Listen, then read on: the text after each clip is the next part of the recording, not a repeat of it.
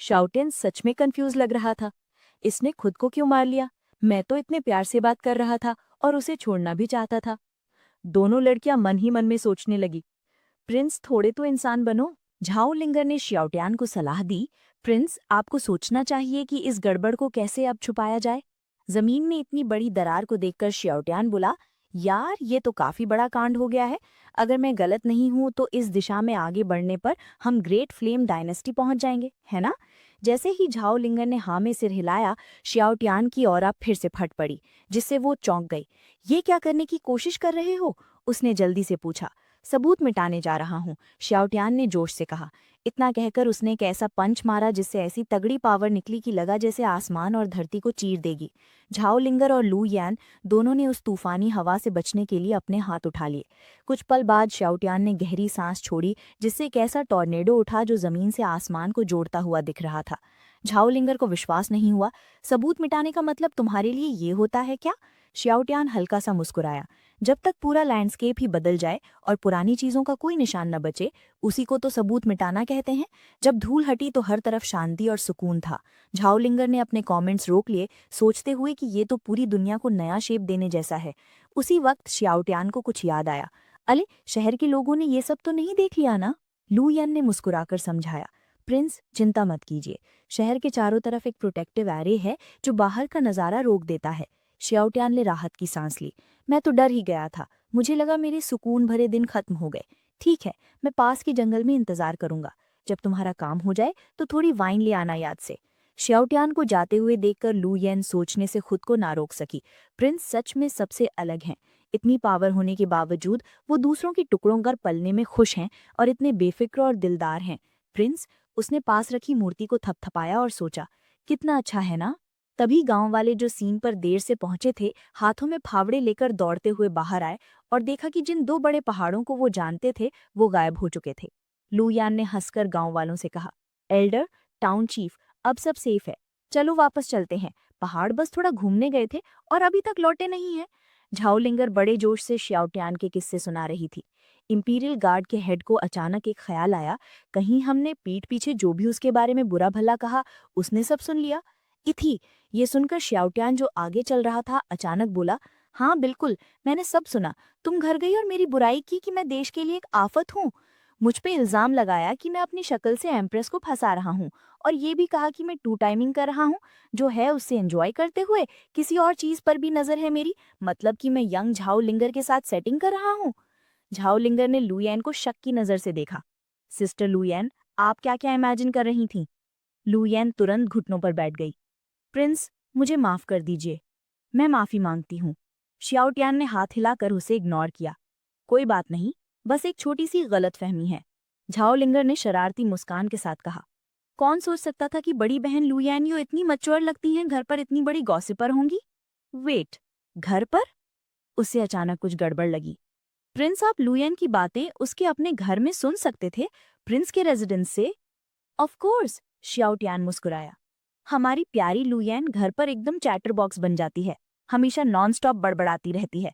लुयैन हक्की बक्की रह गई।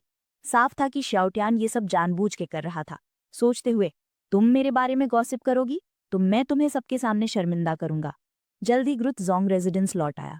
श्याओटियान ने इरिटेट होकर गेट की तरफ इशारा किया, वापस जाओ। प्रिंस, मुझे भी पैलेस में डिनर करना है, लुयैन ने रिक्वेस्ट की। नहीं, तुम पिछले कुछ दिनों से पैलेस में ही हो। तुम्हारे पापा हर रात इस वजह से मुझे डांटते हैं, बहुत अनोइंग लगता है। लुयैन ने ठंडी सांस ली। सोचा, अगर रात में कुछ भी सीक्रेट किया जाता तो क्या वो साफ साफ सुनाई नहीं देता? झाओलिंगर ने उम्मीद भरी नजरों से शियाओटियान से भीख मांगी। प्रिंस, प्लीज मुझे पैलेस जाने दो। इतने कंजूस मत बनो। नहीं, ये नाटक बंद करो। तुम्हारे पास माँ बाप हैं और तुम उनकी कद्र नहीं करती। मैं बिना माँ बाप के बड़ा हुआ हूँ, तुम नहीं जानती कि तुम कितनी खुशकिस्मत हो। ये सुनकर झाओलिंगर और लुयान दोनों चौंके। उन्होंने उम्मीद नहीं की थी कि प्रिंस का इतना दुखद अतीत होगा। श्याओटियान ने हाथ हिलाकर कहा, ये सब पुरानी बातें हैं, मैं अब खुश हूँ। हार मानकर झाओलिंगर घर जाने के लिए तैयार हो गई। श्याओटियान ने प्यार से उसके बाल सहलाया। गुड गर्ल, घर जाओ।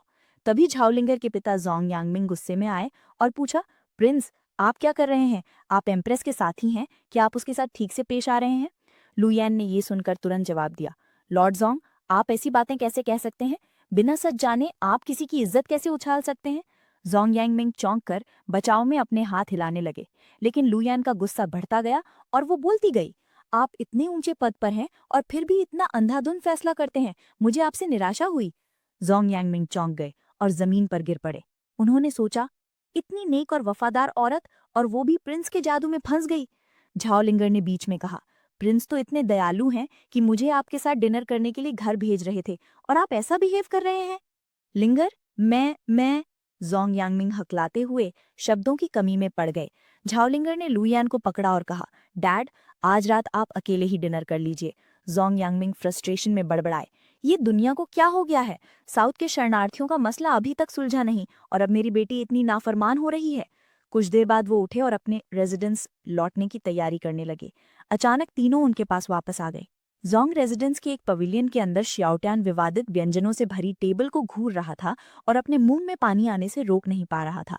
जोंग यांगमिंग ने आखिरी डिश परोसते हुए कहा, प्लीज सब खाइए। झाओइंगर ने हाथ से मुंह छुपाकर हंसी, प्रिंस, ये वही डिश है, मेरे पापा ने एक बार इससे मेरी माँ का दिल जीता था। श्याओटियान ने उसके सर पर हल्का सा मारा, थोड़ी रिस्पेक्ट दिखाओ, अपने पापा के बारे में ऐसे कैसे बात कर सकती हो? झाओलिंगर ने मुस्कुराकर सिर हिलाया। जोंग यांगमिंग कंफ्यूजन में देख रहे थे। मेरी बेटी प्रिंस से इतना डरती क्यों है? उन्होंने सोचा, बेहतर है मैं माफी मांगकर खाना खा लूं। उन्होंने अपना ग्लास उठाया, प्रिंस, मैं आपसे माफी मांगता हूँ। शियाओडियान ने भी अपना ग्लास उठाया और एक लंबा घूंट पिया। खाने का एक टुकड़ा खाकर और स्वाद का आनंद लेने के बाद उसने थम्स अप दिया। टेस्ट तो सच में अमेजिंग है। जैसे ही शियाओटियान खाता रहा, जोंग यांगमिंग थोड़ा हैरान थे। किसी को उसके कवर से जज नहीं करना चाहिए, लेकिन प्रिंस का लाइफ के प्लेजर्स को एंजॉय करने का जुनून अजीब है। उसी वक्त शियाओटियान कुछ बड़बड़ाया। जोंग यांगमिंग ने पूछा, प्रिंस, अगर आपके पास कहने के लिए कुछ है तो प्लीज साफ साफ बोलिए। शियाओटियान हिचकिचाया, क्या मैं यहाँ रेगुलर खाने आ सकता हूँ, आपके हाथ के बने डिशेस टेस्ट करने? आपकी कुकिंग स्किल्स कमाल की हैं। जोंग यांगमिंग ने मुंह से जवाब नहीं दिया, लेकिन मन में सोचा, क्या वो मुझसे मिनिस्टर ऑफ रेवेन्यू को अपना पर्सनल शेफ बनने की उम्मीद कर रहा है? इम्पॉसिबल, बिल्कुल इम्पॉसिबल। अगले ही सेकंड शियाओटियान ने टेबल पर एक अंगूठी पटक दी। मैं खुद साउथ रेफ्यूजीज की मदद के लिए 1 मिलियन स्पिरिट स्टोन्स डोनेट करूंगा। जोंग यांगमिंग का चेहरा तुरंत बदल गया। प्रिंस, आप कल क्या खाना पसंद करेंगे? मैं फ्री हूँ, इसलिए मैं खुद जाकर सामान चुन के लाऊंगा ताकि आपको एक शानदार भोजन मिले। लिंग, क्या तुम मेरे लिए एक शेफ की रोब खरीदने में मदद कर सकती हो? हम प्रिंस के खाने के मामले में लापरवाही नहीं कर सकते। झाओ लिंगर और लू येन विश्वास नहीं कर पा रहे थे। यहाँ तो बहुत जल्दी दिल बदल गया। स्पिरिट स्टोन्स को कसकर पकड़े हुए जोंग यांगमिंग ने अपनी बेटी की हैरान नजर को देखा। वो कहना चाहते थे, तुम कुछ नहीं समझती, रेफ्यूजीज को ना तो इग्नोर किया जा सकता है और ना ही आसानी से बसाया जा सकता है। अब जब हमारे पास फंड्स आ गए हैं, जरूरत पड़ी तो मैं उसे डैड भी बुला लूंगा। वैसे प्रिंस, ये स्पिरिट स्टोन्स असली तो है ना? उम्मीद है ये पैलेस से छुपके से नहीं लाए गए। शाओटियन ने हाथ हिलाकर कहा, चिंता मत करो, ये स्पिरिट स्टोन्स एक माफी के मुआवजे में मिले थे जो किसी को मुझे देनी थी। ध्यान रखना कि तुम ये ना बताओ कि ये मेरी तरफ से आए हैं, ये मेरा प्राइवेट खजाना है, एम्प्रेस को पता नहीं चलना चाहिए। आश्वस्त होकर जोंग यांगमिंग ने कहा, मैं वादा करता हूँ मैं इसे सीक्रेट रखूंगा। शाओटियन ने राहत की सांस ली। तुम्हें अंदाजा नहीं है कि ये पैसा पाने में कितनी मुश्किल हुई और उन लोगों ने मेरे साथ क्या क्या किया। शाओटियन के गुस्से भरे टोन को सुनकर जोंग यांगमिंग की कल्पना दौड़ने लगी, उसे किसी गंभीर अत्याचार से गुजरते हुए इमेजिन करते हुए। उसने जल्दी से सांत्वना दी, आपकी उदारता के लिए धन्यवाद। साइड में झाओ लिंगर और लू येन और भी ज्यादा शॉक्ड थे। ब्लड क्लाउड टावर ने आपको उनका पूरा खानदान मिटाने के लिए मजबूर किया और आपने उनका खजाना खाली कर दिया? अचानक शाओटियन ने पूछा, मिनिस्टर जोंग, आप इन फंड्स का इस्तेमाल कैसे करने का प्लान कर रहे हैं? मेरा इरादा राहत सामग्री खरीदकर भेजने का है और साथ ही टेम्पररी शेल्टर्स के निर्माण के लिए फंड देना है, जब तक वो अपनी फसल नहीं काट लेते। शाओटियन ने सिर हिलाया, ये उतना एफिशिएंट नहीं है और इससे प्रॉब्लम्स हो सकती हैं। काम के बदले अनाज वाला अप्रोच ट्राई क्यों नहीं करते? जोंग यांगमिंग चौंक गए। काम के बदले अनाज से आपका क्या मतलब है? शाओटियन ने समझाया, देखो, साउथ के रेफ्यूजीज के पास सब चीजों की कमी है सिवाय मैन पावर के, है ना? क्यों ना इस पैसे का इस्तेमाल उन्हें काम पर रखने के लिए किया जाए? हम राहत दे रहे हैं, हम उन्हें काम पर कैसे रख सकते हैं? क्यों नहीं एक बड़े ग्रुप को बेकार बैठकर मुसीबत खड़ी करने देने के बजाय उस पैसे से खाना और सामान खरीदो और उन्हें सैलरी के तौर पर दो। उन्हें पुल, सड़कें ठीक करने और बंजर जमीन पर खेती करने के लिए काम पर रखो। उनका पेट भी भरेगा और वो ग्रेट फ्लेम को बनाने में मदद भी करेंगे और उनके पास शरारत करने के लिए एक्स्ट्रा एनर्जी भी नहीं बचेगी। क्यों नहीं? इस मेथड से रेफ्यूजीज बिखर भी जाएंगे जिससे जान पहचान वाले लोग एक साथ इकट्ठे होकर हिम्मत जुटाकर मुसीबत खड़ी नहीं कर पाएंगे? सोचो इस बारे में। जांग यांगमिंग को अचानक ज्ञान प्राप्त हुआ। ये तो एक तीर से कई शिकार करने जैसा है। ब्रिलियंट। प्रिंस, जब भी आपको फ्यूचर में खाना मन करे बस मुझे बता दीजिएगा। मैं दूसरी चीजों के बारे में कॉन्फिडेंट नहीं हो सकता, लेकिन जब कुकिंग स्किल्स की बात आती है तो पूरे ग्रेट फ्लेम डायनेस्टी में मैं खुद को सेकंड टू नन मानता हूँ। उसने गर्व से अपनी छाती ठोकी। शाओटियन मुस्कुराया। बस मैं यही सुनना चाहता था। मुझे बाद में मिडनाइट स्नैक चाहिए होगा। ठीक है। दोनों ने एक दूसरे को मजेदार नजरों से देखा। दोनों लड़कियों को लगा कि सिचुएशन में कुछ गड़बड़ है। उससे पहले दिन तक झाओ लिशवांग शहर की दीवारों के ऊपर खड़ी थी, एम्प्रेस को देखते हुए जो फंस गई थी। आधे महीने तक शांत रहने के बाद उसकी ब्रेक थ्रू का समय आ गया था। बारबारियन किंगडम के ग्रैंड एल्डर ने जल्दी से सैनिकों को पीछे हटने का आदेश दिया, समझते हुए कि एम्प्रेस 9th रैंक में एडवांस करने वाली है। जल्द ही एम्प्रेस ने ठंडी आह के साथ अपनी आंखें खोली। उसकी ऑरा एक भूस्खलन या सुनामी की तरह फैल गई, जिससे बारबेरियन सैनिक घबरा कर भागने लगे, इस डर से कि उन्हें चारा बनने के लिए पीछे न छोड़ दिया जाए। अगले ही पल सीलिंग फॉर्मेशन एम्प्रेस ने एक जोरदार धमाके से तोड़ दी। अपनी तलवार शान से पकड़े हुए उसने कहा, बूढ़े आदमी, तुम भागे तो बहुत तेज, लेकिन तुम कितना भी तेज भाग लो, क्या तुम 9th रैंक से निकली तलवार की एनर्जी से बच सकते हो? एम्प्रेस ने अपनी तलवार घुमाई और ठंडी तलवार की एनर्जी ने तुरंत उन सैनिकों को जमा दिया जो एल्डर के पीछे भाग रहे थे। बारबेरियन कबीले का एल्डर अपने दांत पीसकर पूरी रफ्तार से भागा। अचानक पीछे से ठंडक महसूस हुई। वो चौंक गया। उसने कभी नहीं सोचा था कि 9th रैंक प्रैक्टिशनर की शक्ति इतनी भयानक होगी। जल्दी से वो मुड़ा और अपनी जिंदगी की सबसे शक्तिशाली स्किल का इस्तेमाल किया। हमले को रोकने के लिए एक विशाल भ्रम वाला फिगर बनाया, लेकिन वो विशाल फिगर झाग की तरह नाजुक तलवार की एनर्जी से आसानी से चीर दिया गया। एल्डर एक टूटी पतंग की तरह जमीन पर गिर गया, एक बड़ा सा गड्ढा बनाते हुए। कुछ पल बाद वो लड़खड़ाकर उठा। उसका चेहरे का मास्क टूट चुका था और उसे 9th रैंक एक्सपर्ट के असली आतंक का एहसास हुआ। दूसरी ओर एम्प्रेस ने आगे पीछा करने का फैसला नहीं किया। वो शहर की दीवारों पर वापस आ गई, डिप्यूटी जनरल को पीछे रहकर मामला संभालने को और सब कुछ सेटल होने के बाद सेना को वापस ले जाने को कहा। उसने आने वाली गड़बड़ की तैयारी के लिए झाओ लिशवांग के साथ जल्दी निकलने का फैसला किया। रास्ते में झाओ लिशवांग ने उसे सांत्वना देने की कोशिश की। योर मैजेस्टी, ज्यादा चिंता मत कीजिए। अब हर जगह फॉर्मेशंस हैं जो पॉइजनस मार्श एल्डर के एक्शंस को थोड़ी देर के लिए रोक सकते हैं। एम्प्रेस हालांकि अभी भी चिंतित थी। पॉइजनस मार्श एल्डर 8वें रैंक का है। ये फॉर्मेशंस उसे ज्यादा देर नहीं रोक पाएंगे। मैं बस उम्मीद करती हूँ कि ग्रेट फ्लेम को ज्यादा नुकसान न पहुंचा हो। जल्द ही दोनों उस शहर में पहुंचे जहां पहले 2 बड़े पहाड़ थे। उन्होंने देखा कि वो गायब हो गए हैं। झाओली श्वांग हटकी बकी रह गई। एम्प्रेस ने कुछ देर देखा और अनुमान लगाया। आसपास कोई जमा हुई मिट्टी नहीं है, लेकिन दूर के पहाड़ों पर धूल की एक परत है। मुझे शक है कि किसी ने इन 2 पहाड़ों को एक ही झटके में धूल में मिला दिया है। एक ही झटके में? योर मैजेस्टी, अब जब आप 9th रैंक की हैं, तो आप इस व्यक्ति के सामने कहाँ आती हैं? एम्प्रेस ने कड़वी मुस्कान दी। तुम उसे ओवर एस्टिमेट कर रही हो। मैं तो उसकी शक्ति का अंदाजा भी नहीं लगा सकी, तो मैं उसका मुकाबला कैसे कर सकती हूँ? योर मैजेस्टी, क्या इसके पीछे का व्यक्ति 10th रैंक का हो सकता है? नहीं, यही तो सबसे डरावनी बात है। अगर वो 10th रैंक का होता तो मैं उसे पहचान लेती। उसकी शक्ति 10th रैंक से भी ज्यादा हो सकती है। जब वो नॉर्थ एक्सपीडिशन से विजयी होकर लौटी तो उसने पाया कि शाओटियन उसके इंपीरियल गार्ड के हेड और झाओ लिशवांग की बेटी के आश्चर्यजनक रूप से करीब आ गया था। दोनों ही इस मुफ्तखोर आदमी को बहुत इज्जत दे रहे थे। शाओटियन उनके जोशीले ध्यान से दूरी बनाने की कोशिश कर ही रहा था कि अचानक उसे पास में एक कातिलाना इरादा महसूस हुआ। धीरे से देखने पर उसे एहसास हुआ कि ये उसकी पत्नी एम्प्रेस लौट रही हैं। एम्प्रेस के पास खड़ी झाओ लिशवांग अपनी बेटी को डांट रही थी। जोंग, कितने दिन हो गए जब से तुम्हें मार नहीं पड़ी? फिर से मार खाने का मन कर रहा है? हाँ? तीनों जो अपनी बातों में लगे थे हक्के बक्के रह गए। झाओ लिंगर चौंक कर अपना बन गिरा बैठी। ओ नो, माँ इतनी जल्दी कैसे लौट आई? और अगर मैं गलत नहीं हूँ तो उनके साथ हाँ मैजेस्टी भी हैं।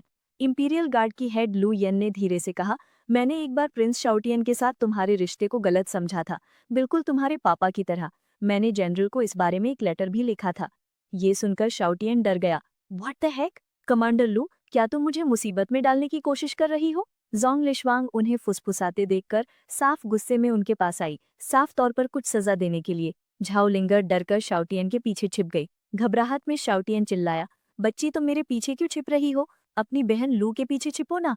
तुम मामले को और बिगाड़ना चाहती हो क्या? झाओ लिंगर ने कमजोर आवाज में जवाब दिया, प्रिंस प्लीज बस थोड़ी देर के लिए रोक लो, हम मैजेस्टी के यहाँ होने पर माँ आप पर हाथ नहीं उठाएंगी। क्या तुम इस बारे में श्योर हो?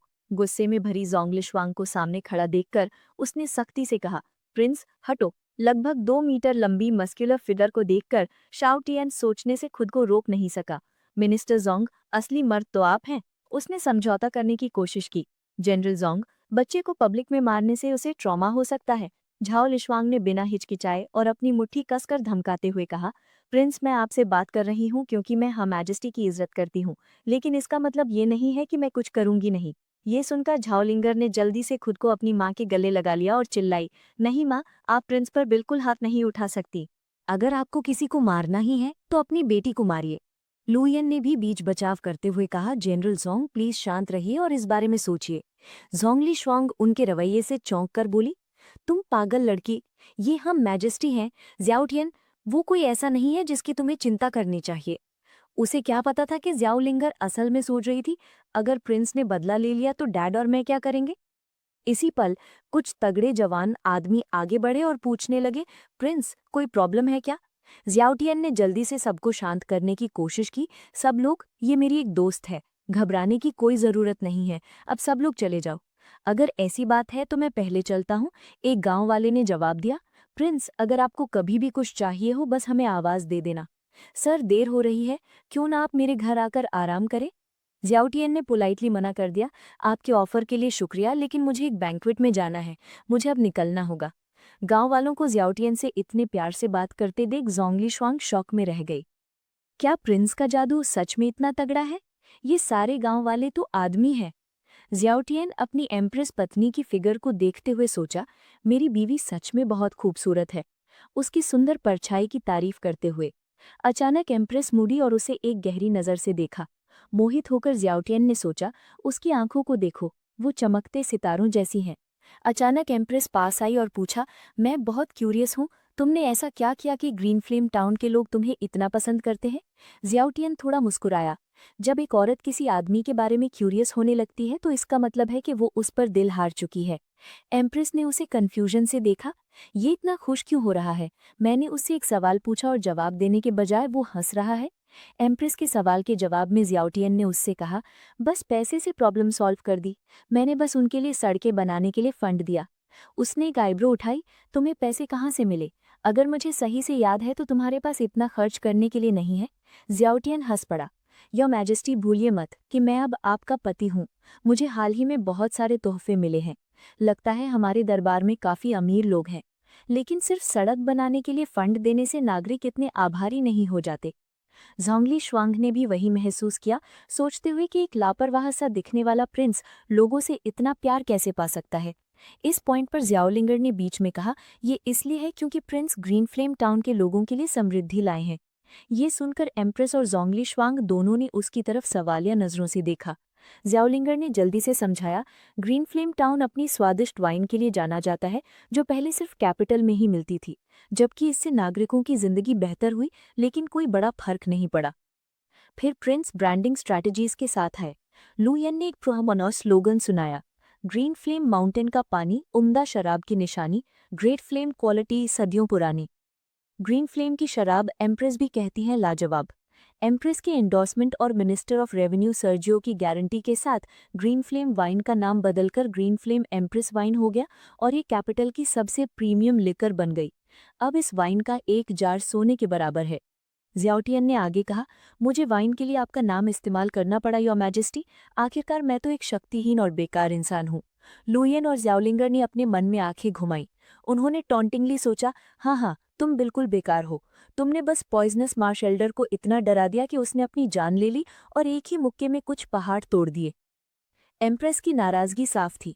बेकार का क्या मतलब? तुम मेरे आदमी हो, ग्रेट फ्लेम के प्रिंस, किसी को भी तुम्हें बेकार कहने का हक नहीं है। अगर किसी ने तुम्हें बुली करने की हिम्मत की तो मैं उन्हें अपनी तलवार से काट दूंगी।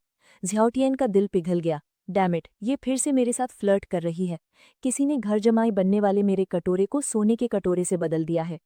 फिर पूरी ईमानदारी से ज़्याओटियन ने एम्प्रेस से कहा, आप जिनके आगे मछलियाँ डूब जाती हैं और पक्षी गिर जाते हैं, चांद और फूलों को भी पीछे छोड़ देती हैं, सुंदरता और कृपा में बेमिसाल, my lady your majesty empress. Empress ने शांत चेहरे से जवाब दिया, चापलूसी से कुछ नहीं होगा। मुझे कभी मीठी बातों का शौक नहीं रहा। लेकिन फिर उसके होठों पर एक हल्की सी मुस्कान ने उसके असली एहसासों को जाहिर कर दिया। जोंगली शुआंग ने जियाओटियन के कंधे पर थपथपाते हुए सलाह दी, प्रिंस एम्प्रेस बचपन से ही बहुत स्ट्रांग विल्ड रही हैं। उसे छोटी लड़कियों वाली टैक्टिक से पटाने की कोशिश काम नहीं आएगी, समझे? जियाओटियन ने जवाब नहीं दिया, बस एम्प्रेस की परछाई को देखता रहा। तुम्हें लगता है मैं उस पर्दे के पार नहीं देख सकता? क्या काम करता है और क्या नहीं, ये तो बस मेरी पत्नी एम्प्रेस का सुंदरे होना है। भले ही वो कहे ना, पर उसे ये पसंद है। एक पल रुककर उसने अचानक ज्याओलिंगर से कहा, तुम्हारी माँ कुछ नहीं जानती। ज्याओलिंगर हैरान रह गई। आगे जोंगली शुआंग ने एम्प्रेस को सुझाव दिया, एम्प्रेस जब हम शहर वापस जाएंगे तो क्यों ना मेरे घर खाना खाएं? Sounds good. मैं मिनिस्टर जोंग के कुकिंग स्किल्स का अनुभव करने के लिए उत्सुक हूँ। जल्दी ग्रुप जोंग रेजिडेंस पहुंच गया। जियाओटियन अपनी पत्नी की पीठ को देखते हुए अचानक महसूस किया कि उसकी शक्ति बढ़ गई है। पपी, एम्परर जीरो यान का करंट लेवल क्या है? रिस्पेक्टेड मास्टर, एम्परर जीरो यान अब 9वें रैंक के पहले लेवल पर हैं। पपी ने जवाब दिया। जियाओटियन मुस्कुराया। अपनी ट्रिप के दौरान न सिर्फ उसका लेवल बढ़ा, बल्कि उसने नॉर्दर्न बॉर्डर का विवाद भी सुलझा दिया। मेरी बीवी सच में कमाल की है। जैसे ही फीमेल जनरल जोंगली शुआंग एम्प्रेस को अपने घर खाना खिलाने ले गईं, खाने की महक उनका स्वागत किया। उसने मान लिया कि उसके पति ने ये जानकर कि वो लौट रही हैं, खुद खाना बनाया होगा। उसके पीछे ज्याओलिंगर चुप रही, ये समझते हुए कि कभी-कभी कुछ चीजें ना जानना ही बेहतर होता है। जोंग यांगबिंग ने किसी को कमरे में आता देखा और बिना ऊपर देखे खुशी से बोला, प्रिंस, आज तो आपकी दावत है। मैंने एक golden tailed white Z fish और आपके कुछ पसंदीदा साइड डिशेस बनाए हैं। हम तब तक पीना बंद नहीं करेंगे जब तक हम दोनों पूरी तरह से नशे में न हो जाएं। तभी एम्प्रेस और जोंगली शुआंग को एहसास हुआ कि खाना खासतौर पर प्रिंस के लिए बनाया गया था। ये अनएक्सपेक्टेड था। कैसे जोंगयांग मिंग भी प्रिंस के जादू में आ गए। जैसे ही जोंगयांग मिंग मुड़े और देखा कि ये एम्प्रेस खुद हैं, वो तुरंत झुककर प्रणाम करने लगे। एम्प्रेस ने कोई नाराजगी नहीं दिखाई, कहते हुए, इस बार भी पहले की तरह, अंकल जोंग, मुझे बस वही छोटी लड़की समझिए जो जोंग रेजिडेंस में मुफ्त का खाना पीना करती थी। शर्म से अपना सिर खुजाते हुए जोंग यांगमिंग हकलाते हुए बोले, मैं और कटोरे और चम्मच ले आता हूँ। योर मैजेस्टी प्लीज बैठिए। फिर वो जल्दी से चले गए। जोंगली शुआंग ने मुड़कर पूछा, आखिर हुआ क्या था जब एम्प्रेस और मैं बाहर थे? जियाओटियन ने हार मानकर सांस ली। अगर एम्प्रेस को पता चल गया कि मैं जोंग यांगमिंग को सलाह दे रहा था, उसकी प्रतिभा को खोज रहा था और उसे राज्य के मामलों में मदद करने के लिए कह रहा था, तो मैं क्या करूंगा? कुछ पल बाद जब सब टेबल पर बैठ गए, जोंगली शुआंग ने जोंग यांगमिंग को चिढ़ाते हुए कहा, आपने ये खाना इतनी मेहनत और नफासत से बनाया है। एम्प्रेस ने एक कप उठाया और पूछा, क्या ये वही मशहूर ग्रीन फ्लेम वाइन है? यस योर मैजेस्टी, ये सच में ग्रीन फ्लेम वाइन है। एम्प्रेस मुस्कुराई, मैंने इसे पहले भी पिया है, लेकिन ये सच में लाजवाब है। अब मैं समझ गई कि इसे सोने के बराबर क्यों कहा जाता है, न सिर्फ इसकी रेपुटेशन की वजह से बल्कि इसकी क्वालिटी की वजह से भी। योर मैजेस्टी सच कहती हैं, प्रिंस ने न सिर्फ ग्रीन फ्लेम टाउन में डिस्टिलरी बनाने के लिए फंड दिया और लोगों को काम पर रखा, बल्कि ग्रीन फ्लेम टाउन की शराब बनाने की टेक्निक्स को भी सुधारा, पूरे एरिया को पुनर्जीवित किया और यहाँ तक कि टैक्स देने के लिए भी वॉलंटियर किया, इंपीरियल मर्चेंट्स के लिए एक मिसाल कायम की। जियाओटियन ने घबराने में अपना चेहरा ढाक लिया, सोचते हुए, मुझे इसी बात का डर था। कोई प्लीज मुझे बेहोश कर दो। मैं बस बिना किसी जिम्मेदारी के एक सिंपल लाइफ जीना चाहता था। जियाओटियन के रिएक्शन को गलत समझते हुए जोंग यांगमिंग ने मान लिया कि प्रिंस विनम्र बन रहा है और उसकी तारीफों के पुल बांधता गया। अगर सिर्फ इतना ही होता तो भी ये प्रिंस की श्रेष्ठता के साथ न्याय नहीं होता। जियाओटियन चौंक गया, सोचते हुए, क्या ये सच में और कुछ कहने जा रहा है? जोंग ने आगे कहा, दक्षिणी सीमा के शरणार्थियों के मामले में प्रिंस ने न सिर्फ स्ट्रैटेजीज दी बल्कि प्रोजेक्ट को खुद फंड भी किया। बदले में उन्होंने सिर्फ ये मांगा कि मैं उनकी खाने की इच्छाओं को पूरा करूं, जो इसके मुकाबले में कुछ नहीं है। अब तक जियाओटियन पूरी तरह से पत्थर आ गया था, एक मुस्कान तक नहीं ला पा रहा था। हालांकि एम्प्रेस के चेहरे पर प्रशंसा का भाव था। ये देखकर जोंग यांगमिंग हल्का सा मुस्कुराया और कहा, प्रिंस, मैं बस इतनी ही मदद कर सकता हूँ। जियाओटियन जोंग यांगमिंग के इरादे को बहुत अच्छे से समझ गया था। उसका हमेशा से एक आराम की जिंदगी जीने का इरादा था, वो बिल्कुल काम नहीं करना चाहता था। जैसे कि उम्मीद थी, एम्प्रेस ने पूछा, इतने टैलेंट के साथ तुम खुद को बेकार क्यों कहते रहते हो? एक मुश्किल स्थिति में फंसकर जियाओटियन सोचने लगा, मैं कैसे समझाऊं? क्या मैं बस ये कह सकता हूं कि मैं आलसी बनना चाहता हूं? अगर उसने ये मान लिया तो उसने कल्पना की कि एम्प्रेस उसे ढेर सारा काम सौंप देगी, और अगर उसने मना किया तो वो शायद उसे कोड़े मारेगी। उसके सपनों की जिंदगी उसके हाथों से फिसलती हुई लग रही थी। उसके दुर्भाग्य से इस सिंपल डिनर के दौरान उसकी असलियत मिनिस्टर जोंग ने उजागर कर दी थी। ज़्याओटियन बेहद शर्मिंदा था, जबकि ज़ोंगयांगमिंग काफ़ी गर्व से देख रहे थे। एम्प्रेस ने अपने लिए एक और ड्रिंक डाली और कहा, मुझे उम्मीद नहीं थी कि तुम ब्रूइंग के बारे में जानते हो। जल्दबाजी में शाउटियन ने जवाब दिया, ज्यादा नहीं, मुझे बस थोड़ी सी समझ है। मैं ज्यादातर फाइनर थिंग्स इन लाइफ को एंजॉय करने में अच्छा हूँ। हालांकि एम्प्रेस ने सीधा जवाब दिया, बहुत कम लोग अंकल जोंग से तारीफ पाते हैं। तुम इतने चिंतित क्यों लग रहे हो? अगर मैं गलत नहीं हूं तो तुम बस बिना जिम्मेदारी के लाइफ एंजॉय करना चाहते हो। तुम डर रहे हो कि मैं तुमसे कोई ऑफिशियल पोजीशन लेने और ग्रेट फ्लेम के लिए मेहनत करने को कहूंगी, है ना? शाउटिया ने एक पल के लिए शब्दों की कमी में पड़ गया। एम्प्रेस ने उसे आश्वस्त किया, मैंने तुमसे एक ऐशो आराम की जिंदगी का वादा किया था, जहां तुम एक आराम से प्रिंस की तरह बेफिक्र रह सको। जब मैंने तुम्हें टैलिस्मैन से बुलाया था, तब मैं पहले से ही तुम्हारी कर्जदार थी। मुझे तुमसे कुछ करवाने की जरूरत नहीं है, बस खुश रहो। शाउटियन शर्मा गया, मन में सोचते हुए, ओ माय गुडनेस, मेरे साथ फ्लर्ट करना बंद करो। अचानक एम्प्रेस का एक्सप्रेशन गुस्से वाला हो गया। अगर कोई गॉसिप करने और तुम्हें बेकार कहने की हिम्मत करता है तो मुझे एक बार के लिए अत्याचारी बनने में कोई ऐतराज नहीं होगा।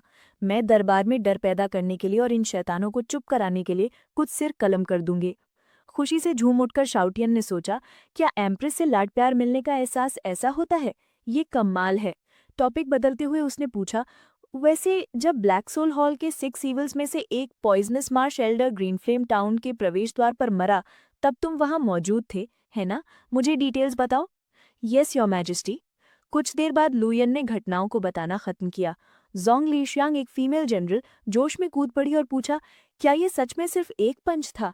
क्या इस अनोखे योद्धा ने कोई नाम छोड़ा? लुयन ने उदास चेहरे से जवाब दिया, उसने किंग ऑफ हेल नाम छोड़ा। इसके अलावा उसने ब्लड क्लाउड टावर के हेडक्वार्टर्स को भी नष्ट कर दिया। एस्ट्रल पवेलियन ने इसकी पुष्टि की है कि किंग ऑफ असैसिन्स युनजू और माओ मारे जा चुके हैं। एम्प्रेस को खबर पर विश्वास करने में मुश्किल हो रही थी। क्या तुम्हें यकीन है कि ये सच है? लुयन, जिसके फियोंजे को ब्लड क्लाउड टावर ने मार डाला था, ने जवाब दिया, योर मैजेस्टी, आप ब्लड क्लाउड टावर के खिलाफ मेरी दुश्मनी के बारे में अच्छी तरह जानती हैं। मैं इस बारे में कोई गलती नहीं करूंगी।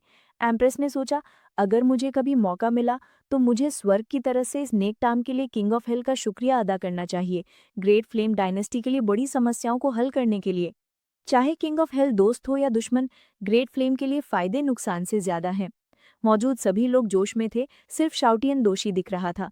किंग ऑफ हेल असल में धरती पर उसका पुराना एलायस था, उसने बस उसे दोबारा इस्तेमाल कर लिया। जोंगयांगमिंग विश्लेषण करते हैं कि किंग ऑफ हेल के कामों ने उसे ग्रेट फ्लेम से गहरा संबंध होने का एहसास दिलाया है। जाओलिंगर और लुयन दोनों इस बात से सहमत हैं कि उसकी मौजूदगी से दूसरे लोग ग्रेट फ्लेम पर हमला करने से हिचकिचाएंगे। इस बीच शाउटियन और एम्प्रेस प्यार से इंटरैक्ट कर रहे थे। तुम राजकुमार को बहुत बिगाड़ती हो, किसी ने कमेंट किया। क्या आप परसों दरबार लगाएंगी? हाँ बिल्कुल, क्या बात है? तो आपको राजकुमार की रक्षा करनी होगी। नॉर्डर्न वॉर सेटल्ड हो गया है, आपके पास डालने का कोई बहाना नहीं है। आपको राजकुमार को मंत्रियों से मिलना ही होगा।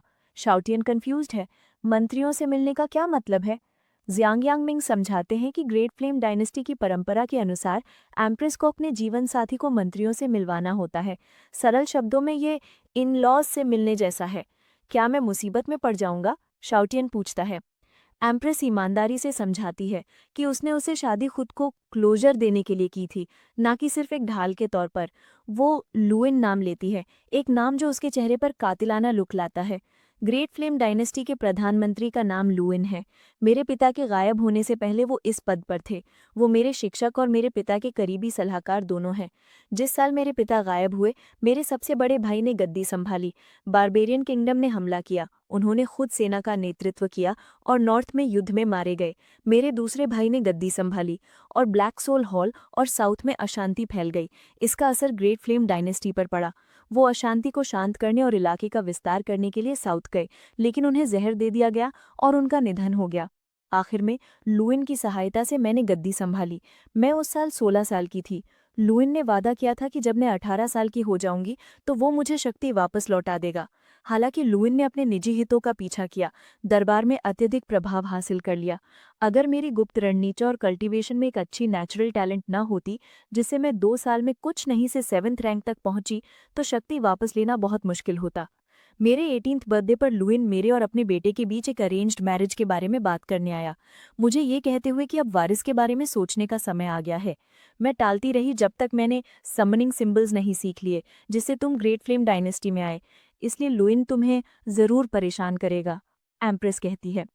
शाउटियन सोचता है, कोई आश्चर्य नहीं कि उसने स्पष्ट किया कि उसने मुझसे शादी ढाल के रूप में नहीं की। अगर वो चाहती तो अब तक मुझे बाहर फेंक सकती थी। शाउटियन की चुप्पी देखकर एम्प्रेस सोचती है कि वो डर गया है। चिंता मत करो, भले ही मैं लुइन से सावधान रहती हूँ, अगर तुम उसका सामना नहीं करना चाहते तो मैं तुम्हारी रक्षा करूंगी।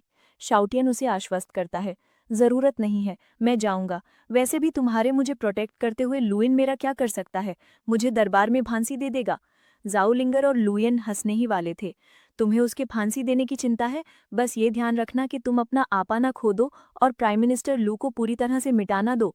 एम्प्रेस शाउटियन की क्षमताओं से अनजान चेतावनी देती है, तुम्हें इतना दूर जाने की जरूरत नहीं है, खासकर अगर लुयन हावी हो जाए।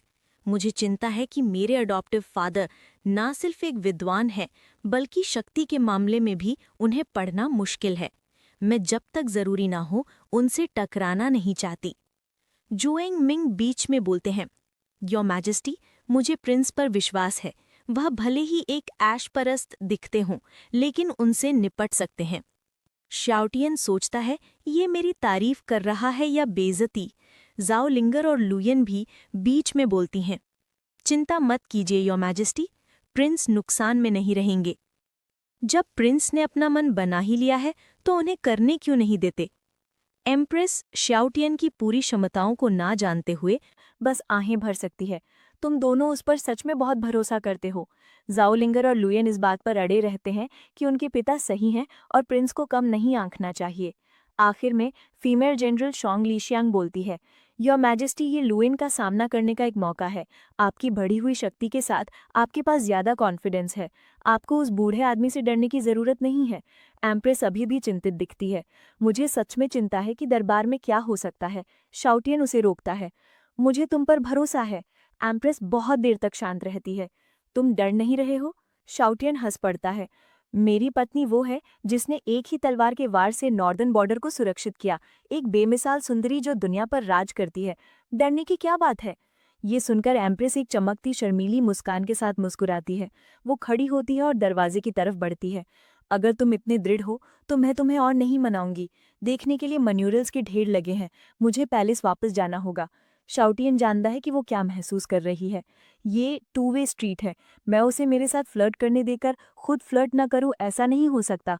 ये सब अर्जेंट काम की बातें हैं, बहाना मार रही है। जाओलिंगर और लू येन उसको पैलेस तक फॉलो करते हैं। शियाउटियन को फील हो जाता है कि कोई उनका पीछा कर रहा है। यार, ये बंदा कितना अनजान है, इसको पता भी नहीं चला कि वो पकड़ा गया है। कहीं ये प्राइम मिनिस्टर का आदमी तो नहीं। चलो छोड़ो, जब तक वो कुछ नहीं करते हम भी कुछ नहीं करेंगे। तभी शियाउटियन अपने लेफ्ट हाथ से अपनी कॉन्ट्रैक्ट रिंग निकाल देता है। ये देखकर जाओलिंगर और लू येन एकदम हैरान रह जाते हैं। कॉन्ट्रैक्ट रिंग्स बेसिकली पावरफुल लोगों के बॉन्ड्स होते हैं, जिससे वो कमजोर लोगों को समन करते हैं। ये एक तरह का कानून भी है और रिवाज भी। सिर्फ 10th रैंक वाले ही इसे तोड़ सकते हैं। तुम ये क्या कर रहे हो? जाओलिंगर आखिर पूछती है। कभी कभी अनकंफर्टेबल लगता है, बस हाथ बदल रहा था, शियाउटियन जवाब देता है। जाओलिंगर बिल्कुल पागल हो जाती है, मेरा वो मतलब नहीं था। तुम इतनी शॉकिंग चीज के बारे में इतने हल्के में कैसे बात कर सकते हो? लू येन समझाती है, यंग जनरल ये जानना चाहती हैं कि आपने कॉन्ट्रैक्ट रिंग निकाली कैसे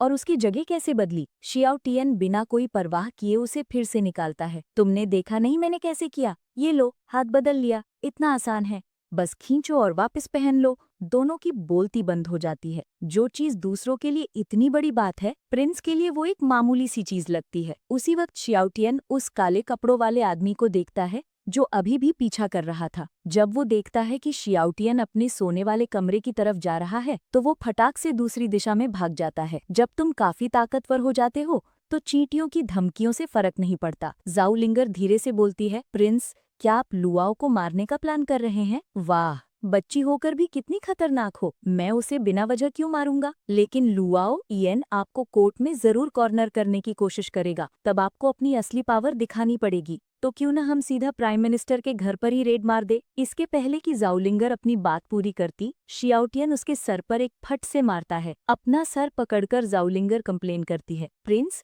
ऐसे तो आप मेरा भेजा ही तोड़ दोगे। तुम्हारे दिमाग में पहले से ही पानी भरा है। अभी हम बात कर रहे थे कि लुआओ मुझे टारगेट करेगा और तुम बोल रही हो कि मैं उसे मार दूं। तुम्हें लगता है एम्प्रेस मानेगी? जाओलिंगर बड़बड़ाती है। तो सीधा बोलो ना, हर बार सर पे मारने की क्या जरूरत है? लू येन चुपके से हंस देती है। जो यंग जनरल कभी इतने घमंड में रहती थी, अब शियाओटियन ने उसे पूरी तरह से काबू कर लिया है। शियाओटियन उन्हें इग्नोर करता है। अगर मैं प्यार से बोलूंगा तो तुम सुनोगी नहीं, मैं क्या करूं? थोड़ी देर बाद शियाओटियन अपने कमरे में लेट जाता है। पपी, चलो एक ब्लॉकबस्टर देखते हैं। ठीक है मास्टर, वो दोनों लड़कियों से कहता है। रूल्स वही हैं, 1 घंटा ट्रेनिंग करो फिर घर जाओ। जैसे ही वो बोलता है, उनके आसपास बिजली की चिंगारियां उड़ने लगती हैं। मैंने तुम्हारे आसपास के स्पेस पर प्रेशर डाल दिया है, जैसा मैंने सिखाया था। ट्रेनिंग शुरू करो। जाओलिंगर और लू येन उस बॉडी कल्टिवेटिंग टेक्निक के लिए पोजीशन ले लेती है जो शियाओटियन ने खास उनके लिए बनाई थी। इसके पीछे कोई गलत इरादा नहीं है। 1 घंटे बाद आखिरकार शियाओटियन खुद ट्रेन कर सकता है। तभी उसे फील होता है कि एम्प्रेस आ रही है और अपने साथ भीड़ लाई है। बाहर आकर वो एकदम शॉक हो जाता है जब वो एम्प्रेस को कोर्टयार्ड में सैकड़ों सुंदर लड़कियों के साथ खड़ा देखता है। प्रिंस, किसका इंतजार कर रहे हो? चलो मेरे साथ पैलेस में आराम करने। ये सब बस मुझे सुलाने के लिए? एम्प्रेस उसे कमरे में ले जाती है। उसकी नजर जमीन पर पानी के 2 पडल्स पर पड़ती है। ये सोचते हुए कि ये पसीना है, वो कहती है,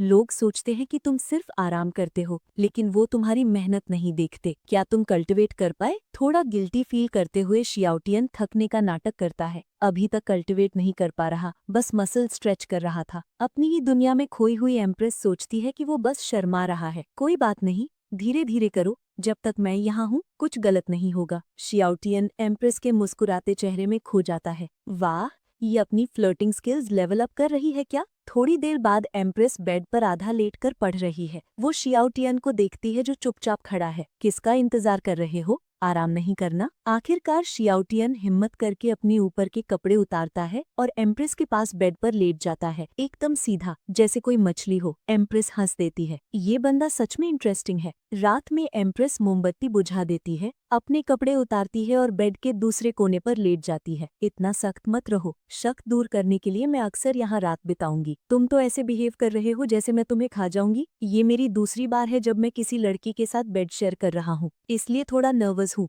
मेरे फॉस्टर फादर ने हमेशा सिखाया कि लड़कियां सिर्फ एक तलवारबाज की स्पीड कम करती हैं। अचानक एम्प्रेस थोड़ा अलग होकर पूछती है, दूसरी बार? पहली कौन थी? वो आप ही थी योर मैजेस्टी, नॉर्दर्न फ्रंटियर पर जाने से पहले। आपको याद नहीं? एम्प्रेस जवाब देती है, मेरी पहली और दूसरी बार भी तुम्हारे साथ ही थी, तुम्हें पता है? फिर एम्प्रेस पूछती है, मैं जानना चाहती हूँ तुम कोर्ट क्यों गए? अगर नहीं बताना चाहते तो मैं फोर्स नहीं करूंगी। शियाओटियन का चेहरा शांत हो जाता है और वो बोलता है, अकेलापन। क्या मतलब? यहाँ बुलाए जाने से पहले मैं अक्सर अकेला रहता था। बचपन से ही मैं बहुत गिफ्टेड और ताकतवर था, कोई मेरा साथी नहीं बन सकता था। मुझे मिशंस अकेले ही पूरे करने पड़ते थे। अब इस अलग दुनिया में मैं अकेला धरती का इंसान बचा हूँ। ये लेवल 10 के अकेलेपन का डबल डोज जैसा है। एम्प्रेस भी वैसा ही फील करती है। हाँ, मैं भी अकेली हूँ। ये सुनकर शियाओटियन अपना सर घुमाकर कहता है, बेशक ये अजीब है, पर अब हम हस्बैंड वाइफ हैं। शायद पूरी तरह से सच नहीं, लेकिन एक तरह से मेरा एक फैमिली मेंबर है और वो तुम हो। कम से कम हम अकेले तो नहीं हैं। भले ही मैं ज्यादा मदद ना कर सकूं, पर अगर तुम वो पोजीशन चाहती हो तो मैं तुम्हारे साथ उसका सामना करूंगा। तुरंत एम्प्रेस की आंखों में इमोशंस भर जाते हैं और एक कनेक्शन फील होता है। चलो एक दूसरे को फिर से जानते हैं। हाय, मेरा नाम जीरो यॉन है। हेलो, मैं शियाओटियन हूँ। शुरू करें। उस दिन सारे ऑफिशियल्स सुबह के कोर्ट सेशन के लिए श्वानल गेट के बाहर इंतजार कर रहे थे। कुछ ऑफिशियल्स आपस में बात कर रहे थे। मैंने सुना है नॉर्दर्न फ्रंटियर शांत हो गया है और हिज मैजेस्टी लौट आए हैं। प्रिंस इस बार मिनिस्टर से भी मिलेंगे, लेकिन मैंने सुना है कि प्राइम मिनिस्टर हमेशा से चाहते थे कि उनका बेटा हिज मैजेस्टी के साथ हो। धीरे बोलो, प्राइम मिनिस्टर आ रहे हैं। सरकार के इंचार्ज प्राइम मिनिस्टर लुआओ येन आते हैं और उन सबको एक घूर कर चुप करा देते हैं। उनका बेटा लो शर्मन गुस्से से एम्प्रेस की सिंहासन के पास वाली सीट को देखता है। ये मेरी सीट होनी चाहिए थी। तभी एक तेज आवाज आती है, एम्प्रेस आ रही हैं, प्रिंस आ रहे हैं। एम्प्रेस अपने सिंहासन पर बैठ जाती है, लेकिन शियाओटियन उसके पास रखी फीनिक्स चेयर को देखकर कंफ्यूज हो जाता है। बैठूं या ना बैठूं, मैं लड़की नहीं हूँ, वहाँ बैठना अजीब लगेगा। उसकी हिचकिचाहट देखकर एम्प्रेस तुरंत पूछती है, क्या हुआ? बस ये कुर्सी। इससे पहले कि वो पूरा बोलता, एम्प्रेस हुक्म देती है, दूसरी कुर्सी लाओ। एक आदमी फीनिक्स चेयर पर नहीं बैठ सकता। दो यूनिक्स जल्दी से एक स्नेक चेयर लाकर उसके पास रख देते हैं। ये होने के बाद एम्प्रेस शियाओटियन को एक फ्लर्टेशियस नजर देती है। शियाओटियन रुक जाता है, समझ जाता है कि ये सब एम्प्रेस ने जानबूझकर किया है। ये उसका मिनिस्टर्स को ये बताने का तरीका है कि वो उसे कितना पसंद करती है। तो एक झटके में अपने कपड़े ठीक करके शियाओटियन स्टाइल से बैठ जाता है, चेहरे पर जीत की मुस्कान लिए। सारे मिनिस्टर्स चुपचाप सर झुका लेते हैं। जीन ली स्वान अपना चेहरा ढक लेता है। तभी एम्प्रेस ने हल्का सा खांसा और उसके पास खड़े यूनिक ने अनाउंस किया, जिनके पास दरख्वास्त है बोले, जिनके पास नहीं कोर्ट खत्म। मौके का फायदा उठाते हुए प्राइम मिनिस्टर लुआओ येन तुरंत कहते हैं, योर मैजेस्टी, मुझे एक बात पेश करनी है। एम्प्रेस उसकी तरफ देखती है। इजाजत है, बोलो। प्राइम मिनिस्टर बोलना शुरू करते हैं और शाओटियन चुपके से हंसने लगता है। ये तो इंटरेस्टिंग है। मुझे नहीं पता था कि प्राइम मिनिस्टर इतने काबिल आदमी हैं। उनके पास ज़ेरोइन के उठाए सारे इश्यूज के सॉल्यूशंस हैं और सदर्न फ्रंटियर के मामलों पर भी पूरी जानकारी है। ये साफ है कि ग्रेट फ्लेम डायनेस्टी की खुशहाली में उनका बड़ा हाथ है। बदकिस्मती से काबिलियत के साथ लालच मिल जाए तो ज़ेरोइन के लिए कंट्रोल वापस लेना बहुत मुश्किल है। तभी लुआओ युएन अचानक कहता है, योर मैजेस्टी, प्रिंस शाओटियन ने कोर्ट के नियम तोड़े हैं और आपको बहकाया है। उसकी नीयत उसके पोजीशन के लायक नहीं है। मैं आपसे दरख्वास्त करता हूँ कि आप उसे उसके टाइटल से हटा दें और उसे मौत की सजा दें। ये सुनते ही मिनिस्टर्स तुरंत दो फैक्शंस में बट जाते हैं। एक प्राइम मिनिस्टर को सपोर्ट कर रहा था और दूसरा एम्प्रेस को। दोनों तरफ तनाव था। शाओटियन हल्का सा मुस्कुराता है। असली खेल अब शुरू हुआ है। कितना मजेदार है। जाओ लिंगर लुआ येन से धीरे से कहती है, देखो, प्रिंस सच में कुछ अलग ही है। लोगों ने मारने की बात कर रहे हैं और वो अभी भी खुश है। लुआ येन से चुप रहने का इशारा करती है। ज्यादा से ज्यादा क्या होगा, प्रिंस अपनी असली पावर दिखाएंगे और प्राइम मिनिस्टर को एक थप्पड़ में मार देंगे। उसको मजे करने दो। हम दोनों जानते हैं कि शाओटियन कितना खतरनाक है। तब एम्प्रेस बोलती है, लुआओ येन को घूरते हुए, प्राइम मिनिस्टर, शाओटियन मेरे पति हैं, तुम उसे मारने की बात कर रहे हो? ये बहुत अजीब है। बोलते हुए एम्प्रेस अपनी ऑरा रिलीज करती है, जो सारे मिनिस्टर्स पे छा जाती है। सब हैरान थे। वो सिर्फ 20 साल की है और ऑलरेडी 9th लेवल पर है। सच में बेजोड़। लुआओ येन हालांकि बस मुस्कुराता है, मन में सोचते हुए, बस 9th लेवल, कितना ओवर कॉन्फिडेंट है। ये सोचते हुए भी वो थोड़ी तारीफ करता है। ओल्ड सर्वेंट आपको आपकी तरक्की के लिए बधाई देता है, योर मैजेस्टी। उसके पीछे के लोग बिल्कुल हैरान थे। क्या प्राइम मिनिस्टर हार मानने का प्लान कर रहे हैं? लेकिन अब जबकि प्राइम मिनिस्टर ने बोल दिया था तो उनके पास भी एम्प्रेस को बधाई देने के अलावा कोई ऑप्शन नहीं था। इस वक्त एम्प्रेस भी पूरी तरह से शांत नहीं थी। मैं अपने 9th लेवल से उसका रेल्म भी नहीं समझ पा रही और वो आराम से मेरे प्रेशर को झेल सकता है। उसकी ताकत मेरी सोच से भी गहरी है। जैसा सोचा था, लुआओ येन सर उठाता है और ठंडे स्वर में कहता है, योर मैजेस्टी, कल्टीवेशन में आगे बढ़ना अच्छी बात है, लेकिन ग्रेट फ्लेम डायनेस्टी सिर्फ ताकत पर नहीं बल्कि काबिलियत और उसूलों पर भी चलती है। प्रिंस शाओटियन आपके पति होने के नाते उनके पास आसमान और जमीन को नापने वाला टैलेंट होना चाहिए। इसके बजाय वो लोगों का फायदा उठाने वाले गंदे कामों में लगे हुए हैं। आप इज्जतदार हैं और ग्रेट फ्लेम सबसे ऊपर है। कोई ऐसा इंसान जो आपके नाम को बदनाम करे और जिससे कॉमर्स की गंदी बू आए, वो आपका पति बनने के लायक कैसे हो सकता है? इसलिए मैं दरख्वास्त करता हूँ कि हम प्रिंस को हटा दें। वो आगे कहता है, इसके अलावा जनरल जोंग की बेटी जाओ लिंगर हमेशा प्रिंस के आसपास रहती है। मर्द और औरत के बीच का फर्क या रैंक का लिहाज नहीं समझती। और कमांडर लुआयन ग्रीन फ्लेम टाउन से है और आपके हुक्म पर उसे प्रिंस की सुरक्षा और सेवा में लगाया गया है। इसमें क्या गलत है? तो मैं प्राइम मिनिस्टर से पूछना चाहूंगा कि आप कैसे कह सकते हैं कि प्रिंस अपने पोजीशन के लिए वर्चुअस नहीं है और कोर्ट के नियमों को तोड़ रहा है? एम्प्रेस हंसती है और शाओटियन भी थम्स अप दिए बिना नहीं रह पाता। ओल्ड जोंग बोलना जानता है, लेकिन लुआओ येन ठंडी सांस भरता है। ऐसा है क्या? मिनिस्टर जोंग, क्या आपके पास सबूत है? मिनिस्टर जोंग हैरान रह जाते हैं। क्या मतलब? कैसा सबूत? लुआओ येन आगे कहता है, प्रिंस में ऐसी काबिलियत कैसे हो सकती है? मिनिस्टर जोंग, मुझे पूरा शक है कि आप अपने काम का क्रेडिट उन्हें दे रहे हैं। जैसे ही ये शब्द निकलते हैं, कोर्ट में खुसुर फुसुर शुरू हो जाती है। क्या लगता है मिनिस्टर जोंग सबूत दे पाएंगे? शायद नहीं। मैंने सोचा नहीं था कि मिनिस्टर जोंग एम्प्रेस के लिए इतना कुछ करेंगे। उस प्रिंस में ऐसा क्या है? क्या वो इस लायक है? मिनिस्टर जोंग शॉक में थे। उन्होंने प्रिंस से बस जुबानी अग्रीमेंट किया था। अब वो कोई सबूत नहीं दे सकते थे। तभी अचानक एक आवाज आती है, आप कहते हैं मिनिस्टर जोंग के पास ये साबित करने के लिए सबूत नहीं है कि ये काम मेरे हैं? बोलने वाला शाउटियन था। वो लुआओ येन को इंटरेस्ट से देखता है और आगे कहता है, क्या आपके पास प्राइम मिनिस्टर कोई सबूत है ये साबित करने के लिए कि ये काम मुझसे रिलेटेड नहीं है?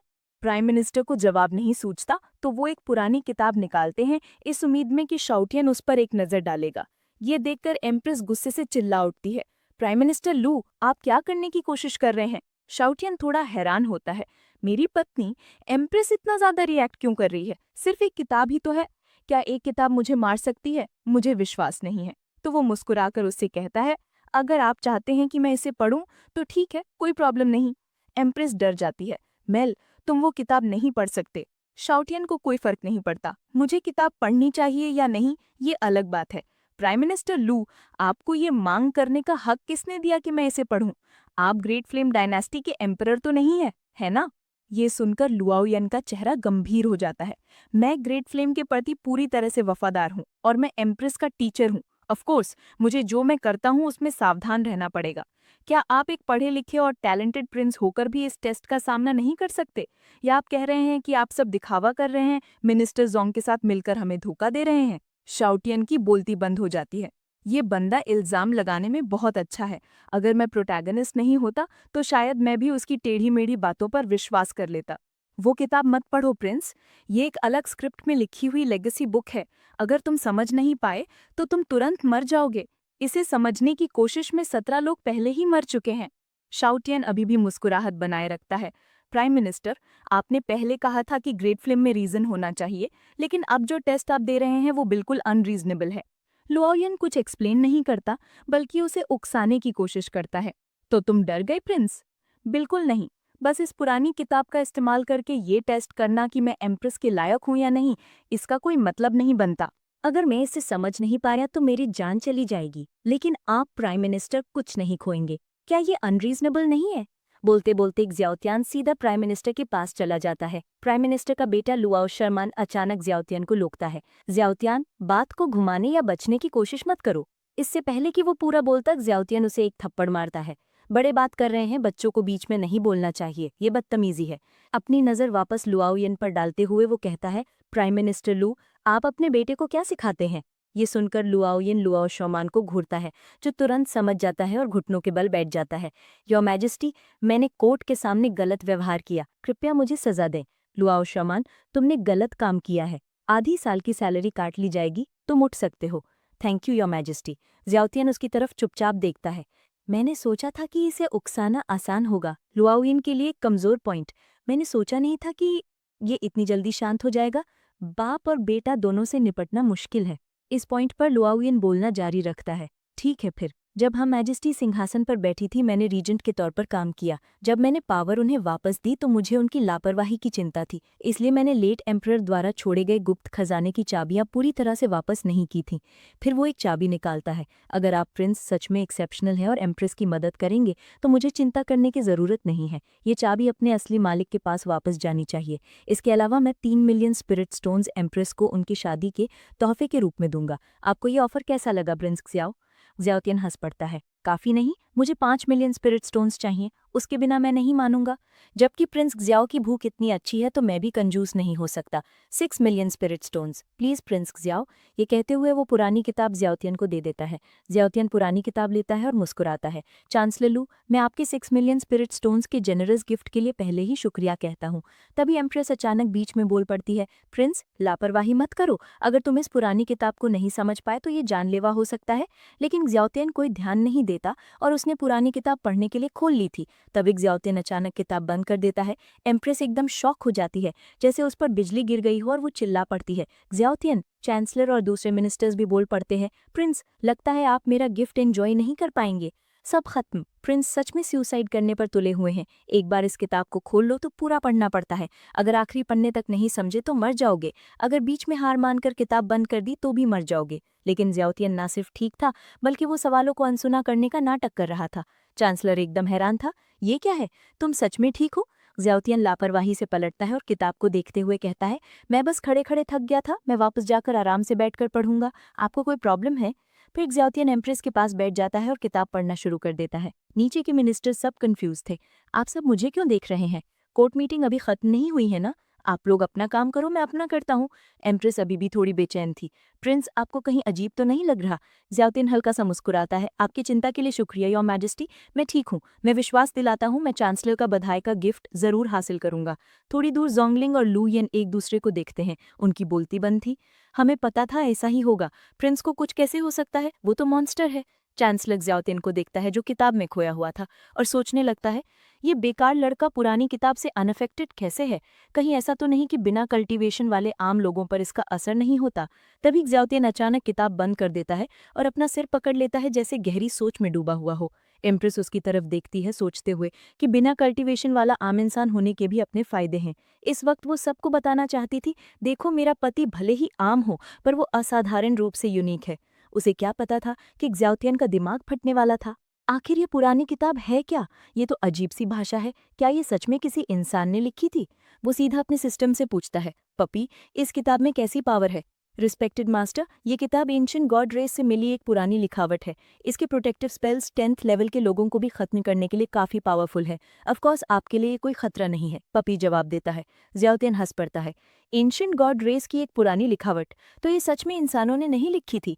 ये दुनिया मेरी सोच से ज्यादा इंटरेस्टिंग लगती है, गैर इंसानी चीजों से भरी हुई। क्या तुम इसे मेरे लिए ट्रांसलेट कर सकते हो? पपी बताता है, इस एंशिएंट गॉड रेस की लिखावट को ट्रांसलेट करने के लिए आपको 3000 मिशन पॉइंट्स की जरूरत होगी। आप मिशन पॉइंट्स सिस्टम द्वारा दिए गए टास्क्स को पूरा करके हासिल कर सकते हैं। ज्याओतियन का चेहरा ठंडा पड़ गया। क्या तुम इसे सीधा मेरे लिए ट्रांसलेट नहीं कर सकते? मुझे बहुत अफसोस है मास्टर, मेरे सिस्टम सेटिंग के अनुसार मुझे। चुप रहो, मैंने पहले ही प्रॉमिस कर दिया है, अगर तुमने मेरी बेइज्जती कराई तो अंजाम तुम जानते हो। पपी एक पल के लिए चुप हो जाता है, फिर अनाउंस करता है, मिशन असाइंड। चेयर पे 1 सेकंड के लिए बैठे और मिशन पूरा करें। बधाई हो मास्टर, आपका मिशन पूरा हो गया। आपने 999,999 मिशन पॉइंट्स जीत लिए हैं। गॉड रेस की ओल्ड स्क्रिप्ट अब ट्रांसलेट हो रही है। ज्याओतियन पपी की हरकतों पर हंसने से खुद को रोक नहीं पाता। लगता है तुम पर थोड़ा प्रेशर डालना पड़ेगा काम करवाने के लिए। अगली बार सुधार करना, समझे? मुझे माफ कीजिए मास्टर, मैं सुधार करता रहूंगा। नीचे प्राइम मिनिस्टर लुआओयिन को कोई अंदाजा नहीं था कि क्या हो रहा है। ज्याओतियन को लगातार पुरानी किताब के पन्ने पलटते देखकर वो चिढ़ जाता है। क्या ये बंदा मेरे सामने मेरा मजाक उड़ा रहा है? प्राइम मिनिस्टर सिर्फ ताना मारकर पूछ सकता है, प्रिंस ज्याओ, अपनी किताब समझी? मैं उम्मीद करता हूँ कि आप कोई अजीब सा बहाना नहीं बनाएंगे कि ये नकली हो सकती है या कुछ। ज्याओतियन हल्का सा मुस्कुराता है। मुझे आपके साथ ऐसे छोटे मोटे खेल खेलने में कोई इंटरेस्ट नहीं है। वो एक अदृश्य प्रोग्रेस बार को देखता है। अगले ही सेकंड उसके हाथ में पुरानी किताब वाइब्रेट होने लगती है, एक गूंजने वाली आवाज निकालती है। किताब से अचानक अनगिनत सुनहरे अक्षर निकलते हैं जिनको समझना मुश्किल था, लेकिन वो शानदार थे। वहां मौजूद सभी लोग हैरानी से चिल्ला उठते हैं, ये तो लेगेसी गोल्ड टोम है। यहाँ तक कि एम्प्रेस भी अपनी एक्साइटमेंट नहीं रोक पाती और खड़ी हो जाती है। एक जानलेवा पुरानी किताब जिसने दर्जनों से ज्यादा लोगों को मार डाला था, अब प्रिंस ने उसे अनलॉक कर दिया है। इस लेवल का टैलेंट तो प्राइम मिनिस्टर के स्टैंडर्ड्स को पूरा करना ही चाहिए, है ना? प्राइम मिनिस्टर पसीने से पैरबतर हो जाता है, जो जिद से कहता है, ये सच है कि लेगेसी गोल्ड टॉम प्रकट हुई है, लेकिन प्रिंस ज्याओ को अभी तक उसकी लेगेसी नहीं मिली है। कौन गारंटी दे सकता है कि ये प्रिंस के रैंडम पन्ने पलटने से नहीं हुआ, जिससे कोई छुपा हुआ स्पेल एक्टिवेट हो गया और लेगेसी गोल्ड टॉम अपने आप प्रकट हो गई? जैसे ही प्राइम मिनिस्टर के शब्द खत्म हुए, लेगेसी गोल्ड टॉम से स्विश की आवाज आई और सारे सुनहरे पुराने अक्षर दीवानों की तरह ज्याओतियन के दिमाग में घुस गए। ज्याओतियन ने शांति से लेगेसी को स्वीकार कर लिया। प्राइम मिनिस्टर की तरफ के ऑफिशियल्स के पास कहने के लिए कुछ नहीं बचा, जबकि एम्प्रेस के साथ वाले लोगों के चेहरों पर संतुष्टि की मुस्कान थी। एक पल बाद लेगेसी पूरी तरह से एक्सेप्ट करने के बाद ज्याओतियन ने प्राइम मिनिस्टर की तरफ देखा और किताब को धीरे से छोड़ दिया। लेगेसी गोल्ड टोम जमीन पर गिरी जैसे वो कचरा हो। एक आईब्रो उठाते हुए शियाओटियान ने मुस्कुराकर कहा, प्राइम मिनिस्टर लू, अब आप क्या कहेंगे? या आप अपने वादे से मुकर जाएंगे? कोई अजीब सा बहाना मत बनाना कि ये नकली किताब हो सकती है। प्राइम मिनिस्टर ने अपनी मुट्ठियां भींच लीं, काफी देर तक सोचा और आखिरकार मान लिया, मैंने प्रिंस के टैलेंट को गलत समझा। उसे हार मानते देख शियाओटियान ने आगे कहा, तो 6 मिलियन स्पिरिट स्टोन्स का क्या? आप उन्हें देने में डिफॉल्ट मत करना। फिर शियाओटियान ने अचानक अपना हाथ बढ़ाया और डायनेस्टी की छीन ली। जो कुछ भी मेरी एम्प्रेस बीवी का है, उसे सीरियसली लेना चाहिए। हाथ में चाबी लहराते हुए शियाओटियान ने आगे कहा, थैंक्स प्राइम मिनिस्टर लू। प्राइम मिनिस्टर गुस्से से लाल थे, लेकिन सिर्फ दबी आवाज में जवाब दे सके, वो पहले से ही हम मैजेस्टी का था, इसलिए मुझे थैंक यू कहने की कोई जरूरत नहीं है। शियाओटियान ने अपना सर हिलाया। प्राइम मिनिस्टर लू, मैं लेगेसी गोल्ड टोम और 6 मिलियन स्पिरिट स्टोन्स की बात कर रहा हूँ। असल में तो मैंने सिर्फ 5 मिलियन मांगे थे, लेकिन किसे पता था कि आप इतने दयालु होंगे कि एक एक्स्ट्रा मिलियन दे देंगे। बोलते बोलते श्याओटियान ने अचानक अपनी मुट्ठी भींच ली। प्राइम मिनिस्टर चौंक गए, सोचते हुए ये बेकार लड़का क्या करने की कोशिश कर रहा है। सबकी हैरानी के बीच श्याओटियान ने बस एक थम्स अप दिखाया, भोलेपन से मुस्कुराते हुए तारीफ की। थैंक यू, आप सच में एक अच्छे इंसान हैं। प्राइम मिनिस्टर के होंठ के कोने फड़क गए। मैं कसम खाता हूँ, ये लड़का बहुत अनोइंग है। तुम हो अच्छे इंसान, तुम्हारा पूरा परिवार अच्छा इंसान। एम्प्रेस ने जल्दी से बीच बचाव किया। ठीक है मेरे पति, इतना जिद्दी मत बनो। अगर तुमने प्राइम मिनिस्टर को बीमार कर दिया तो हमें गिफ्ट्स कौन भेजेगा? मिनिस्टर्स चुपके से हंसने लगे। योर मैजेस्टी पर प्रिंस का असर हो गया है। प्राइम मिनिस्टर का बीमार होने का नाटक करने का उनका अपना ट्रिक उन्हीं पर इस्तेमाल कर रही हैं। गिरा हुआ महसूस करते हुए प्राइम मिनिस्टर सिर्फ दांत पीस कर जवाब दे सके। योर मैजेस्टी के प्रोटेक्शन के लिए शुक्रिया। मेरा गिफ्ट आज दोपहर तक पैलेस भेज दिया जाएगा। एम्प्रेस जोश में अपना हाथ लहराती है और मुस्कुराती है। तो मुझे भी दयालु प्राइम मिनिस्टर का शुक्रिया कहना चाहिए। अगर कुछ और नहीं है तो चलो कोर्ट अडजर्न करते हैं। ये सुनकर सारे मिनिस्टर जमीन पर झुक गए। Long live your majesty. जैसे ही वो श्यामू गेट से बाहर निकले, मिनिस्टर्स के चेहरे पर मुस्कान थी, लेकिन प्राइम मिनिस्टर और उनके बेटे के चेहरे पर गुस्सा था। उनका मूड उबल रहा था। इसी बीच श्याओटियान खुशी से जोंगयांग मिंग से कह रहा था, मिनिस्टर, आज मैंने बहुत बड़ी जीत हासिल की है, इसलिए आज रात मैं आपके घर डिनर पर आऊंगा। एम्प्रेस के साथ वाले कुछ ऑफिशियल्स जल्दी से इकट्ठे हो गए। प्रिंस श्याओ ने सच में हमारा मनोबल बढ़ा दिया है। पास से देखने पर सच में उनका टेम्परमेंट एक्स्ट्राऑर्डिनरी लगता है। आपने प्राइम मिनिस्टर को पीछे छोड़ दिया। उनका चेहरा तो हांडी के तले जैसा काला हो गया था। श्याओटियान मुस्कुराया और शान से अपना हाथ लहराते हुए बोला, ये सुनकर अच्छा लगा। तुम सबके लिए एक एक jar green flame empress wine. बाद में मिनिस्टर जोंग के घर से किसी को भेजकर उठवा लेना। तीनों खुश हो गए। थैंक यू प्रिंस, आप बहुत जेनरस हैं। जीन ली स्वान भी शामिल हुई। आप सच में बहुत इम्प्रेसिव हैं। मुझे आपसे बहुत उम्मीदें हैं। जोंगयांग मिंग ने फिर जोंगली स्वान को खींच लिया। बीवी चलो, हमें घर जाकर प्रिंस के लिए कुछ अच्छा खाना तैयार करना चाहिए। ये देखकर कि लगभग सब चले गए हैं, श्याओटियान ने डायनेस्टी की निकाली और उसे देखा। क्या वो आदमी 6 मिलियन स्पिरिट स्टोन्स ना देने का कोई बहाना ढूंढेगा? लुयन ने अपना सर हिलाया। वो नहीं करेंगे। अगर लुआओ यिन ने कहा है कि वो करेंगे तो वो करेंगे। लेकिन ये प्राइम मिनिस्टर लू सच में थोड़ा अजीब था। मुझे डर है कि उनके पास कुछ ट्रिक्स हैं। अच्छा है कि लुआओ यिन के पास कुछ स्किल्स हैं। अभी ग्रेट फ्लेम डायनेस्टी को कोर्ट को स्थिर करने और शासन में मदद के लिए उनकी जरूरत है। जोंगलिंग ने अचानक बीच में टोका, राइट प्रिंस, उस पुरानी किताब का क्या चक्कर था जिससे लोग मर जाते थे? श्याओटियान ने लापरवाही से देखा। वो पुरानी किताब? वो कुछ एंशिएंट गॉड क्लैन की इनहेरिटेंस बुक जैसा है। अंदर के रिस्ट्रिक्शंस 10th लेवल और उससे नीचे के लोगों को खत्म कर सकते हैं। ये सुनकर जोंगलिंग और लुयन दोनों हैरान रह गए। 10th लेवल को खत्म कर? लुयन सबसे पहले रिकवर हुई। ये एंशिएंट गॉड क्लैन क्या है? श्याओटियान भी कंफ्यूज था। तुम लोगों को नहीं पता? दोनों ने सर हिलाया। हमने सिर्फ ह्यूमन रेस और डीमन रेस के बारे में सुना है, एंशिएंट गॉड क्लैन के बारे में कभी नहीं सुना। जोंगलिंग को अचानक कुछ याद आया। राइट प्रिंस, उस पुरानी किताब को बार बार खोलने और बंद करने से इनहेरिटेंस मिलने में मदद मिलती है? श्याओटियान मासूमियत से हंसा। नहीं, बिल्कुल नहीं। तुम्हारे दिमाग में ऐसा बेकार आइडिया कैसे आया? किताब पलटने से इनहेरिटेंस में कैसे मदद मिल सकती है? ये सुनकर जोंगलिंगर और भी कंफ्यूज हो गए। तो फिर आप बार बार ऐसा क्यों कर रहे थे प्रिंस? श्याओटियान ने थोड़ा सोचा। किताब के रिस्ट्रिक्शंस की पावर काफी आरामदायक लग रही थी। क्योंकि फोर्स रुक रुक कर आ रहा था, मैं उसे पलटता रहा। हे भगवान, 10th लेवल, एक ऐसी ऊंचाई जिसे वो शायद अपनी जिंदगी में कभी नहीं पहुंच पाएंगे। प्रिंस की नजर में बस इतना ही है। ये एक ऐसी पावर है जो 10th लेवल को मिटा सकती है, और आप उसे मसाज के लिए इस्तेमाल कर रहे हैं। प्रिंस, भगवान के लिए प्लीज इंसान की तरह बिहेव करो। उस रात प्राइम मिनिस्टर लू के घर के अंदर लू शर्मिन, प्राइम मिनिस्टर का बेटा, गुस्से में कंप्लेन कर रहा था। पापा, ये श्याओटियान हद पार कर रहा है। क्यों ना मैं किसी को भेजकर इसका काम तमाम करवा दूं। ये कहते हुए लू शर्मिन ने अपने गले पर हाथ फेरने का इशारा किया। मतलब साफ था। लेकिन प्राइम मिनिस्टर ने कोई जवाब नहीं दिया, सिर्फ उसे सख्ती से देखते रहे। लू शर्मिन को पसीना आने लगा। समझ गया कि उसने कुछ गलत कह दिया है। काफी देर साइलेंट रहने के बाद प्राइम मिनिस्टर आखिरकार बोले, बात यहाँ तक पहुंच गई है। एक छोटे से इनसिग्निफिकेंट इंसान के लिए बड़ी पिक्चर खराब मत करो। मैं आज तुम्हारे परफॉर्मेंस से बहुत डिसअपॉइंटेड हूँ। पापा मैं लू शर्मन ने शुरू किया, लेकिन प्राइम मिनिस्टर ने फिर उसे बीच में टोक दिया। एक दिन जब हम एम्पायर लौटेंगे, तुम्हारे अभी के बिहेवियर के साथ तुम बड़े मौकों के लिए शायद ही सूटेबल होगे। क्या तुम वो सारे उसूल भूल गए हो जो मैंने तुम्हें सिखाए हैं? मुझे अपनी गलती का एहसास है पापा। प्राइम मिनिस्टर ने रात के आसमान को देखा। इतने सालों से जिस दिन हम एम्पायर लौटेंगे वो दिन नजदीक आ रहा है। हमें इस क्रूशल मोड़ पर एक्स्ट्रा सावधान होना चाहिए। ये खबर फैला दो कि शियाओटियान को गोल्डन बुक ऑफ इनहेरिटेंस मिल गई है, जितनी जल्दी हो सके। चलो इस बदमाश शियाओटियान को थोड़ी परेशानी देते हैं।